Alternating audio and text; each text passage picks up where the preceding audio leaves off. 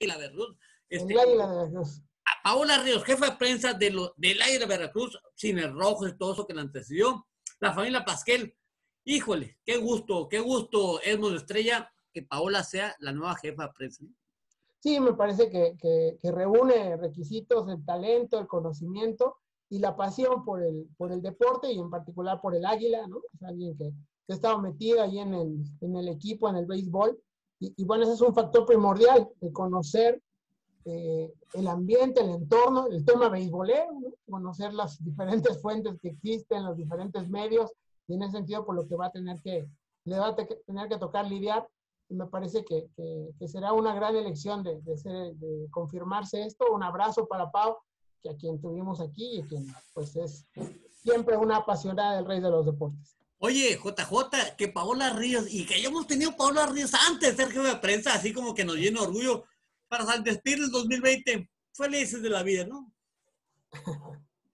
Por supuesto, ¿no? Y creo que nadie mejor que ella, ¿no? Conoce no solamente el béisbol del puerto, conoce la historia del béisbol del puerto, es una persona que lleva ya muchos años en esto, en los medios, ha trabajado en el mundo del béisbol, en el mundo deportivo de Veracruz, y me parece que es un gran acierto por parte de la directiva del Águila nombrarla a ella como jefa de prensa, y pues creo que esto, además de la parte pues de su trayectoria, que pues habla por ella, ¿no? Que la pone en un punto de ser la mejor, la más indicada para el puesto, pues también nos da mucho gusto que cada vez sean más mujeres las que estén en esos puestos, ¿no? Que se empiece a dejar de lado esta idea de que la mujer no puede participar o que no tiene la misma capacidad. Por supuesto que tiene la misma capacidad, e inclusive en unas cosas mejor, e insisto, en esta de conocer al Águila, de conocer las entrañas del béisbol veracruzano, nadie como ella, y pues por supuesto que es una noticia extraordinaria para cerrar el año. Bueno, prosiguiendo, después de esta exclusiva cortesía de JJ y de Edmund, es donde Estrella te pregunto, aterrizado en México en 2020, creo que la edición más cuestionable, la edición que más se puso en duda fue, después de 122,000 muertos, yo creo que la Liga Mexicana tuvo razón. Sin embargo, al calor de los hechos de ver cómo la Liga de Invierno, la Liga Mexicana del Pacífico, hoy Liga Arco Mexicana del Pacífico, ha desarrollado su campaña, algo le faltó a la Liga Mexicana, que es decisión para decir juegos sin público, y no juegos sin público, no platicado, por falta de patrocinadores, por falta de muchas cosas, pero esencialmente una falta de una visión de negocio. Y que conste, en el primer año del presidente de Liga, que no ejerció, o ejerció a medias, o ejerció un cuarto, no sé qué tanto ejerció, porque iba estrenándose como presidente Horacio de la Vega. Sí, fue complicado el tema, porque después de todo lo que ocurrió en 2020 fue que la realidad puso una pared, ¿no? O sea, te topaste con esa realidad donde el circuito no ha terminado de evolucionar hacia un modelo de negocio que le permita desarrollarse de manera independiente, que no tengas que depender de la taquilla, que puedas tener opciones a dónde proyectarte. Creo que se agolparon todas las condiciones de las cuales se han hablado abundantemente durante los últimos años. Hemos platicado de ellas, ¿no? Falta de patrocinios, cada quien en su tramo del pastel, unos más grandes, otros más chicos. Para el caso es lo mismo, en este año no hubo pastel, porque pues si bien yo tenía una rebanada muy grande y el otro una pequeñita, no pudimos combinarlas para poder tener un pastelito mediano que pudiéramos entre todos compartir.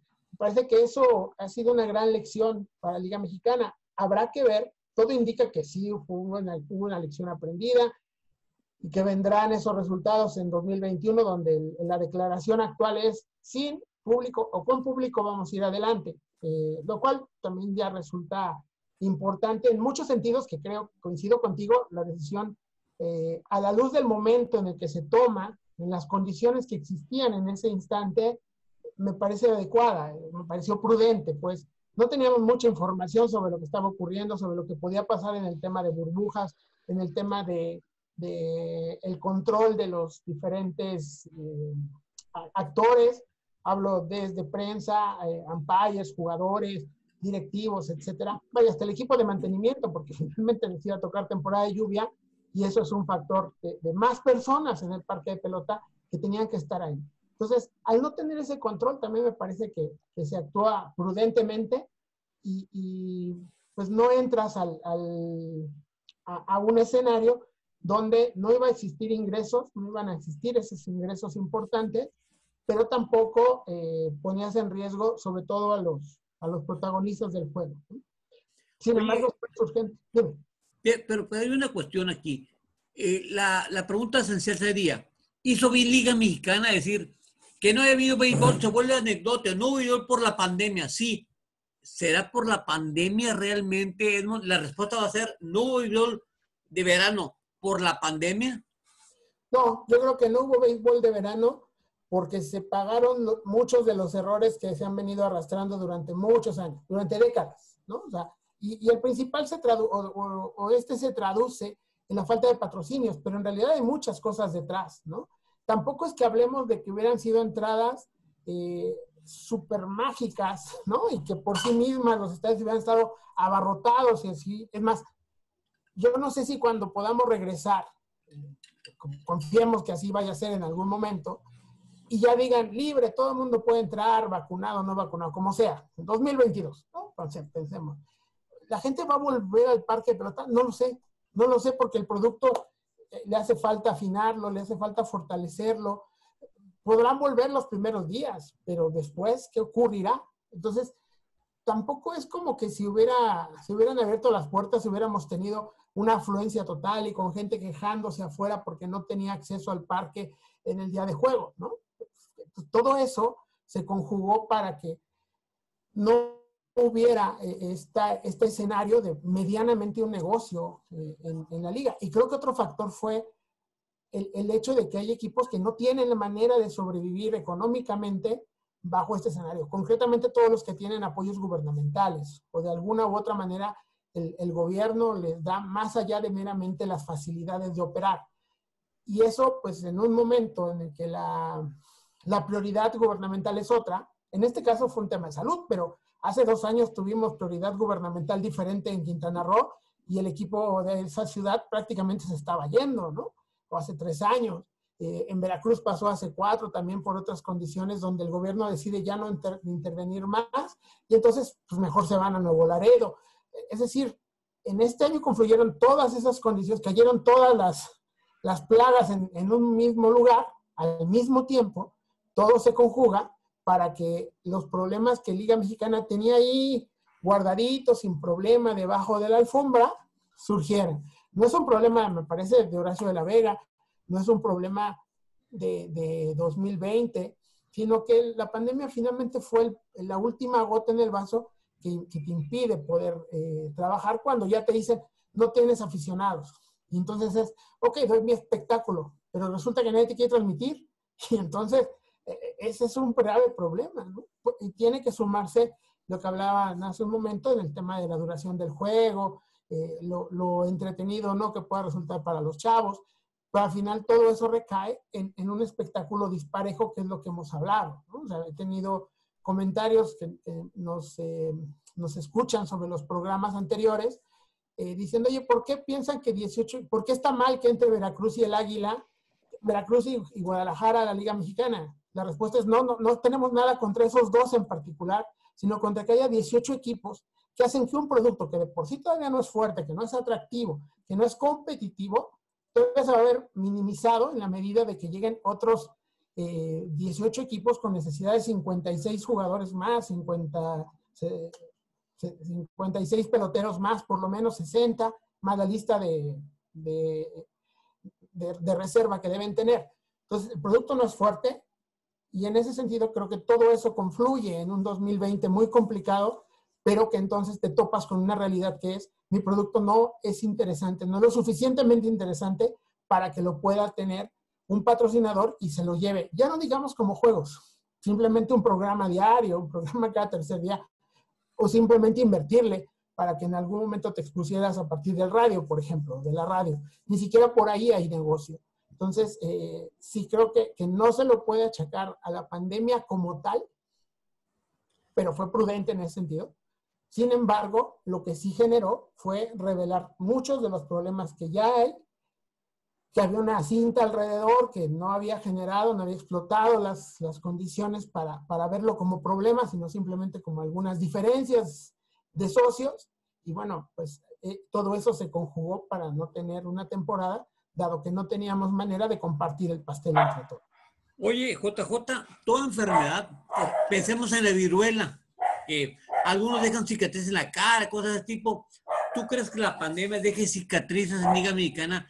Que realmente esa lección que hice, ojalá haya sido aprendida cabalmente, es decir, vamos a estrenar el 2021 Liga Mexicana con lección aprendida, con 2 equipos más, sí, pero no importa. 18 equipos que no hayan impuesto López Obrador, no importa. Vamos a jalar parejo. Y más, debería yo agregar, con un Provés que este año, el año que viene, más bien disminuido. No sé si realmente lo que tenga que ofrecer México al mundo, porque finalmente es el eslogan, es el tagline, lo que ofrece al mundo va a ser la misma calidad, la misma tesitura, el mismo estándar. JJ. Hablabas de un símil con la enfermedad. Yo creo que la enfermedad de Liga Mexicana es la sífilis. ¿Por qué la sífilis? Porque deja marca, pero una marca que solamente ven los indicados para ver, ¿no? O sea, no es algo que vaya a ver el público. El que se anima a ver abajo. Así. Claro, y que van a ver nada más entre los dueños y entre la gente de ahí, ¿no? Y causa demencia, ¿no? Causa una serie de cuestiones imaginarias, ¿no? Como las que nos presenta el señor de la Vega, ¿no? Cuestiones que no van a pasar, pero que dicen que pueden pasar, ¿no? Y que al final te lleva a la muerte.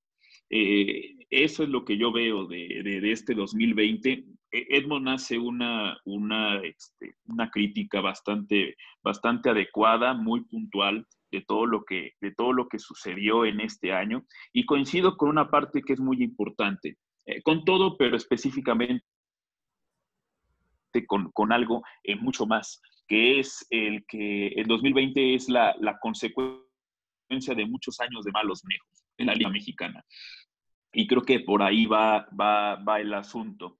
¿En qué sentido? En que todas las ligas profesionales que nosotros nos encontramos y que tuvieron actividad en 2020, se debe a que todos estuvieron de acuerdo en que hubiera actividad.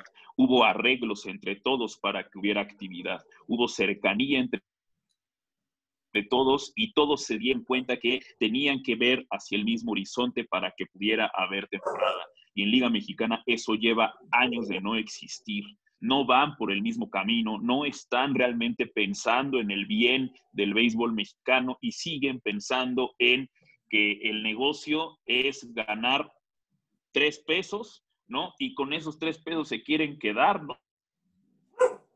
Salir tablas o ganar esos 3 pesos. Es lo único que les interesa. No les interesa el poder generar un producto mucho más interesante para la gente, para los patrocinios, y que a través de eso puedan más dinero todos. Pero eso implica perder en el corto plazo y no están dispuestos a perder. No están dispuestos a perder que lo vimos en este año de la pandemia. En este año de la pandemia tenían, y lo dijimos muchas veces, es el momento en el cual el béisbol mexicano tiene la oportunidad de posicionarse dentro de medios de comunicación. Vamos, si ESPN contrató a la Liga de Corea, que es una liga más o menos al nivel de la Liga Mexicana, la contrató para poder ver algo de deporte en sus pantallas, porque no había fútbol, no había grandes ligas, no había nada. Era el momento en el cual inclusive hasta televisión abierto le hubiera entrado al béisbol mexicano. No sé si se hubiera quedado, pero le hubiera entrado por lo menos en un momento, y algo vas a lograr de eso, algo se va a lograr de posicionar o de tener el producto al menos en la palestra, algo iba a pasar, pero prefirieron no perder sus 3 pesos que ganan cada año, ¿no? Y no tener que pagar salarios y no tener que hacer ningún tipo de modificación a ciertas cosas, en lugar de tomar esta oportunidad, ¿no? Esta ventana que se abría para ver si se podía realmente aprovechar. Pero lo que habíamos dicho muchas veces, el gran problema, desde Javier Salinas, que es lo que me ha tocado a mí en el programa, decíamos, lo más grave que puede pasar con Javier Salinas es que no pase nada. Ese era lo más grave que tenía Javier Salinas y es lo que está pasando ahorita. Lo más grave que pasó con el béisbol mexicano en el año 2020, hablo de la Liga Mexicana, es que no pasó nada.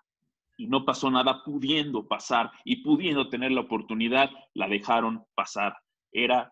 Estaba en 0-2, le lanzaron una recta en el centro del plato y simplemente la dejaron pasar. Híjole, yo no sé, pero coincido mucho con usted, JJ. Le dejaron pasar a la Liga Mexicana una recta al centro, Edmond, y la vio pasar, simplemente ni swing. Es más, antes que llegara el picheo, se dijeron, ya nos vamos, no tiene caso hacerle swing. ¿Lo ves así, Edmond? Yo creo que faltó esa parte. O sea, si bien decimos y coincidimos, me parece que fue prudente no jugar la temporada, hablando estrictamente en un entorno de salud, fue una buena decisión. No hubo una continuidad o un respaldo de esa decisión en la operación del circuito durante todo este periodo, ¿no? Bien dice JJ, estaba ahí la oportunidad, tú lo acabas de decir, una recta por el centro, se quedó colgado. No hubo una reacción para poder llevar a cabo. Hay quien me dice, pues es que implica dinero. No sé, tengo dudas, porque hoy por hoy en lo que vemos en redes sociales hay un montón de esfuerzos de gente que hace contenido beisbolero. Habrá quien les guste más, quien les guste menos, pero hay un contenido beisbolero gratuito. Está ahí. Y te aseguro que si algún equipo le dice, oye, ven, ayúdame a hacer este contenido, lo iba a hacer gratis, no iba a hacer más. Porque muchos de esos esfuerzos los hacen por amor al béisbol, literal, como película, ¿no? Y entonces, lo decíamos aquel día con Lupita, cuando vino hace un par de semanas, que estuvo aquí de invitada, pues ni siquiera tienen a veces identificado quiénes son los medios, las personas que trabajan contenidos relacionados con los equipos de Liga Mexicana. Y entonces, de repente, alguno sale con buscar a un influencer, algunos otros con ciertas ideas, salen las encuestas. Para mí fue un gran desperdicio, hasta ahora por lo menos, hasta el día de hoy, 27 de diciembre, el que no se hayan aprovechado todas las encuestas que se hicieron para atiborrar de información de la historia de Liga Mexicana a las redes sociales. Y que entonces muchas más personas conocieran, no al que ganó, sino a los que están detrás, a los que quedaron del 2 al 5.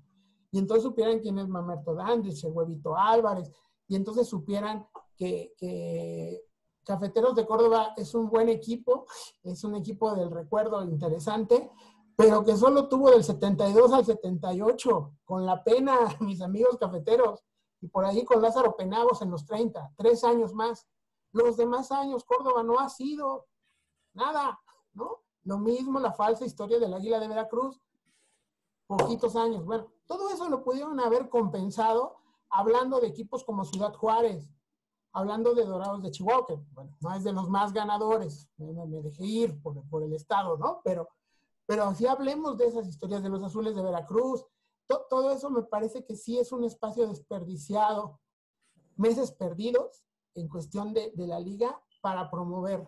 No estoy ni a favor ni en contra de que hablen de otros deportes, como pasó con Sultanes de Monterrey, apoyando a los equipos de fútbol de su ciudad, pero sí me parece que antes que hablar de otros deportes, tienes que hablar del tuyo, ¿no? Y Sultanes creó su equipo ideal, que pasó de noche para la mayoría de la gente. Y Sultanes es un equipo, en teoría, de presencia nacional, en teoría de los grandes pilares de la liga. No ocurrió nada con sus redes sociales durante este año. no pasó nada, absolutamente nada. Entonces, sí creo que en ese sentido, si bien la decisión, insisto, lució sensata, sí faltó trabajar en los 16 equipos, posicionar el producto que tiene cada uno en su respectivo lugar. Por ahí, de repente, Laguna produce cosas, sí, pero eso tendría que haber sido como más unificado. Así como le dieron la bienvenida a los 16 a los 2 nuevos, así debe estar siendo con sus equipos ideales, con sus jugadores, con entrevistas a sus peloteros, con organizar cada quien su torneito de jueguitos electrónicos, ¿no?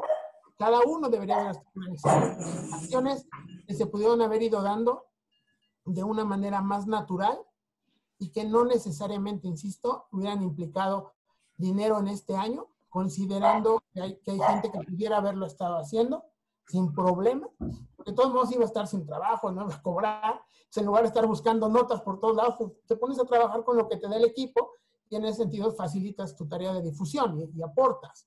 Entonces, sí creo que en esa parte sí hay una gran asignatura que no se aprovechó y creo como ustedes, simplemente diría el mulato de Córdoba, José Domingo Setién, ahí asustan, ponche, porque no hubo la reacción para poder aprovechar estos meses. Bueno, y entrando a la recta final de esto, JJ, estamos aquí reunidos obligatoriamente, ahora sí, nosotros sí por la pandemia. ¿Qué rescatarías de Beisbolerías 2020, JJ? Hemos tenido grandes programas, hemos tenido unos programas entre Azul y Buenas Noches. Seguimos grandes ligas. Hemos seguido de alguna manera la Liga Arco Mexicana del Pacífico, que ya está tratando su regla final. Falta una serie, a partir de mañana, última serie. ¿Qué rescatarías, JJ, de 2020 de Beisbolerías? Pues yo creo que, bueno, en primer lugar, rescataría que estuvimos los tres, ¿no?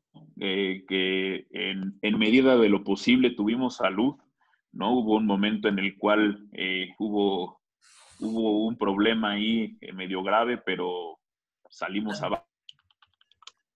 antes, ¿no? Dando batazos de foul, pero al final se pegó el hit, ¿no? El rodado por medio de partiendo el diamante en dos.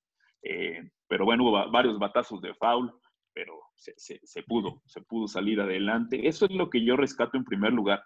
Y en segundo lugar, que tuvimos grandes invitados, ¿no? Este 2020 fue un año con muchas entrevistas muy buenas, todas, ¿no? Y pues tuvimos lo más relevante del béisbol, lo tuvimos aquí, ¿no? La relevancia de un premio como el de Paola Ríos, lo tuvimos aquí. La relevancia del libro escrito por Beatriz Pereira, lo tuvimos aquí. El posicionamiento de Lupita Ojeda como una de las periodistas principales de béisbol en este país, lo tuvimos aquí. Tuvimos aquí a Alfonso Lanzagorta, que nos habló sobre todo de uno de los eventos más importantes dentro del mundo beisbolero, que fue su curso de cómo llevar una transmisión de béisbol, que también fue de los momentos más importantes del 2020.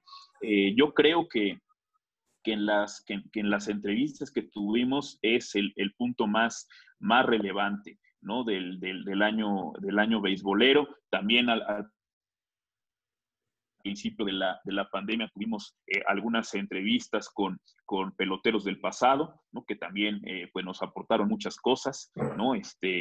Peloteros que pues tenían muchas historias que contar y que afortunadamente las pudimos contar aquí.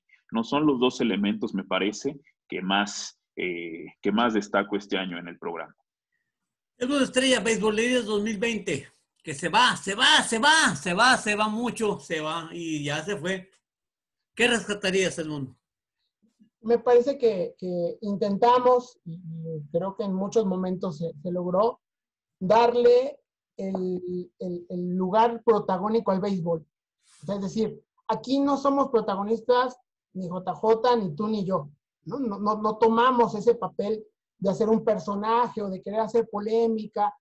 No, nos interesa que el béisbol sea el que la gente escuche, que aquí esté y sepa que va a llevarse algo sobre el béisbol. Podemos estar equivocados o nuestra percepción ser diferente a la de los demás, pero más allá de nosotros trajimos a estos personajes, a todos los que ya citó JJ, hablamos de los 40 años de la nave, relacionamos el tema ANAVE con lo que estuvo pasando en abril y lo que supimos con algunos peloteros que tuvieron la confianza de acercarse a nosotros y decir, oigan, ayúdenme por lo menos a exponer mi problema, nuestro problema, y ese sentido también es la confianza que me parece que hemos ido logrando ganar con la gente, que saben que no es un tema en el que nosotros querramos salir con la bandera y decir, miren mi exclusiva, ¿no? Vean cómo en beisbolería logramos. No, en realidad el tema aquí es, viene el entrevistado y el entrevistado es el que se tiene que lucir, al que le tenemos que pasar los picheos, a veces francos, a veces un poquito el slider hacia afuera, ¿no? A veces un poco pegado a la cabeza, pero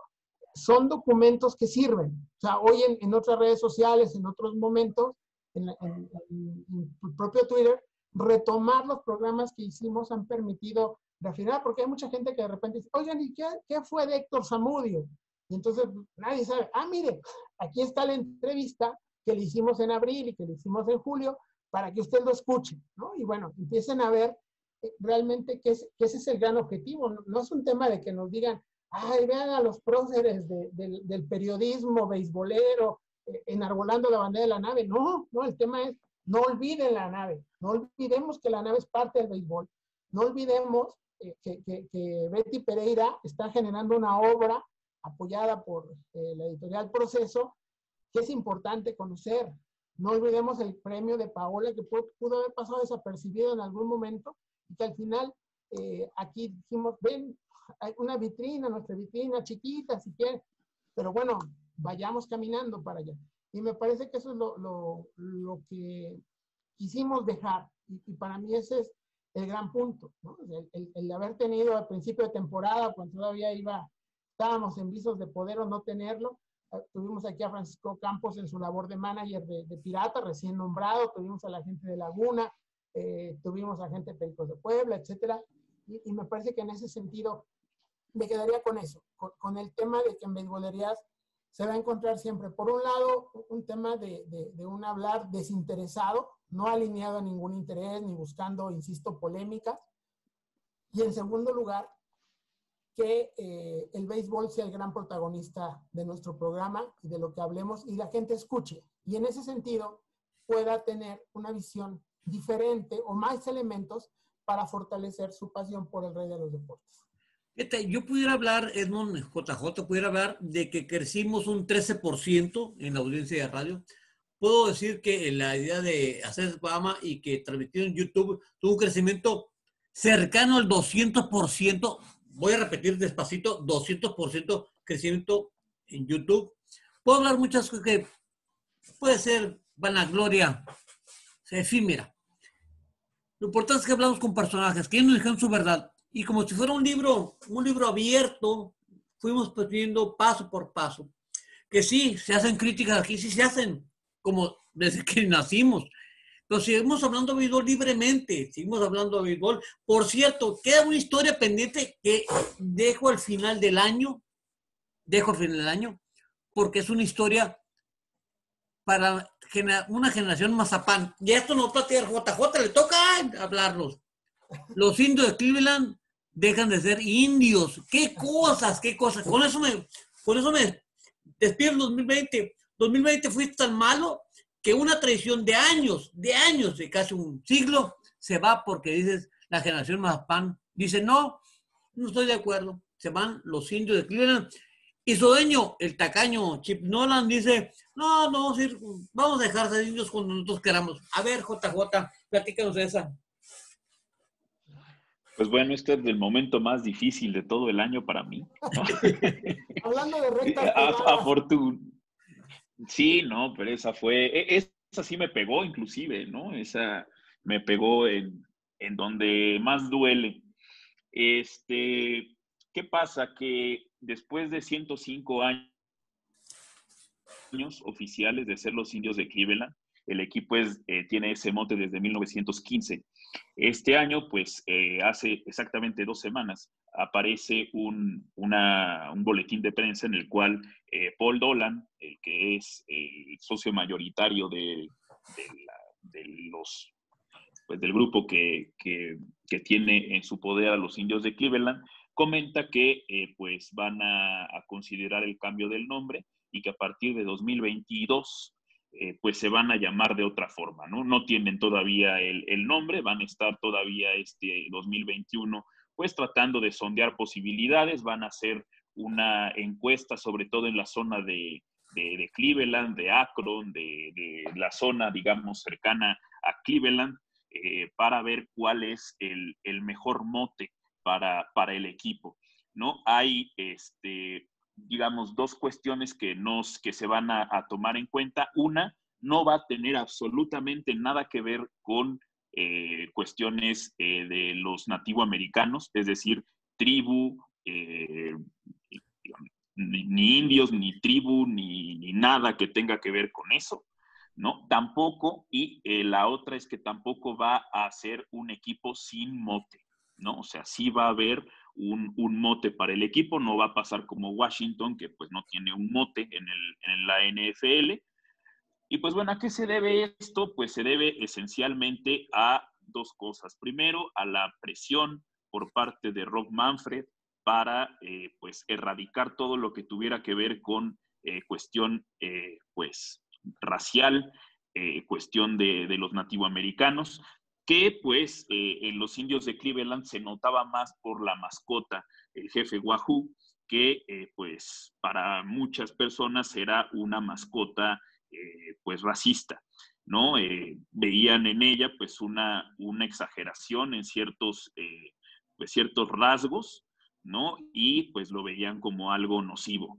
Claro, aquí queda la pregunta, ¿no? ¿Quién es el racista? ¿El que hace la mascota o el que ve en esa mascota, que es una caricatura, rasgos de un indígena real?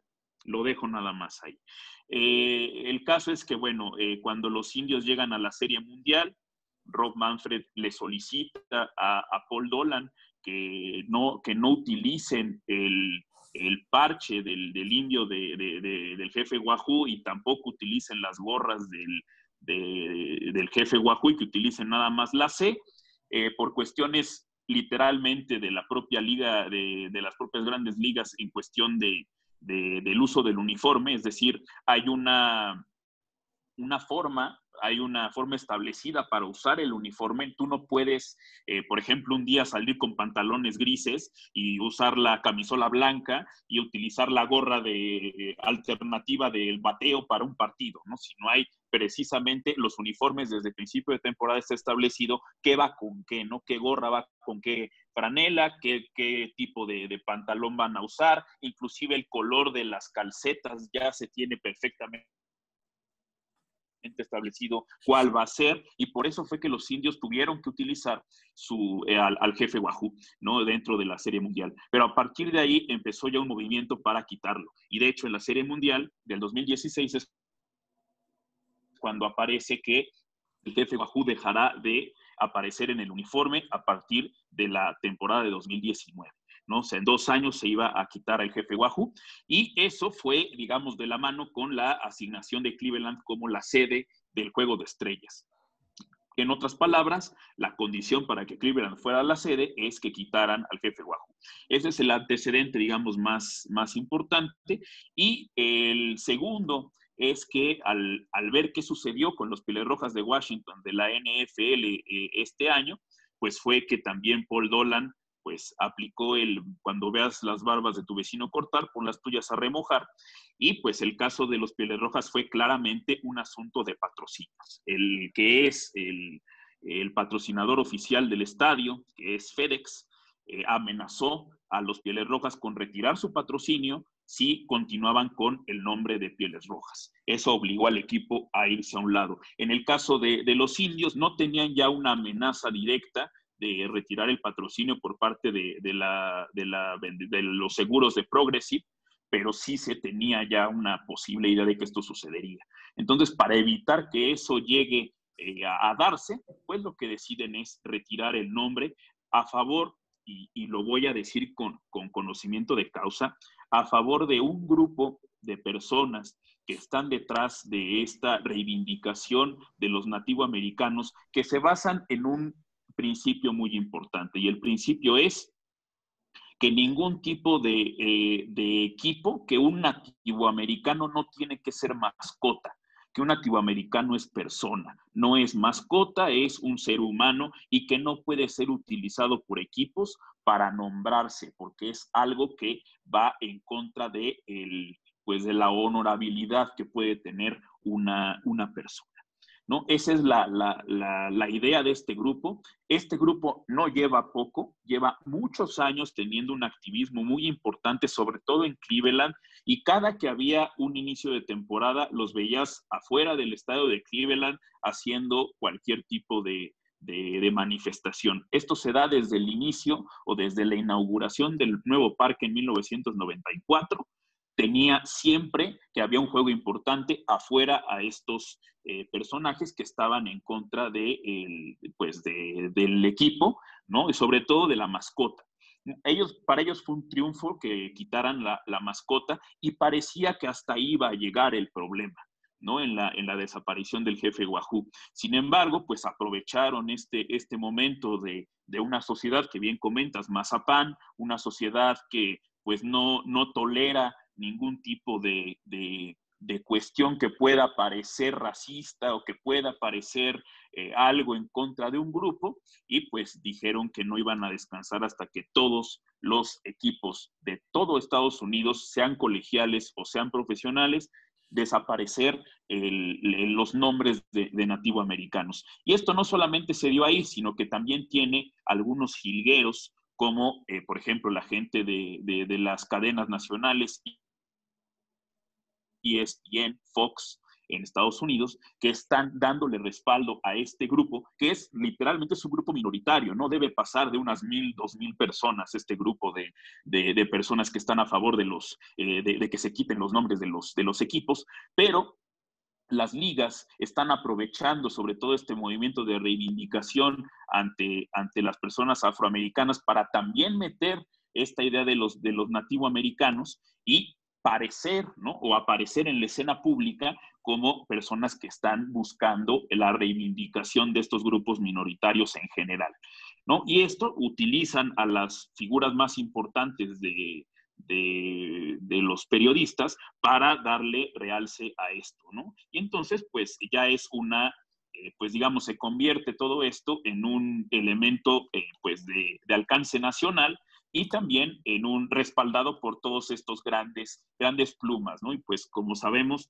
muchas veces la gente se deja llevar por lo que dicen los medios de comunicación, y si todos los medios de comunicación están alineados a una visión que es el dejar de utilizar estos nombres y considerarlos racistas, clasistas y demás, pues entonces toda la gente considera o cree que sí es un movimiento masivo, cuando es un movimiento de 1,000, de 2,000 personas que no están de acuerdo, pero que tienen un gran megáfono en estos personajes de la prensa.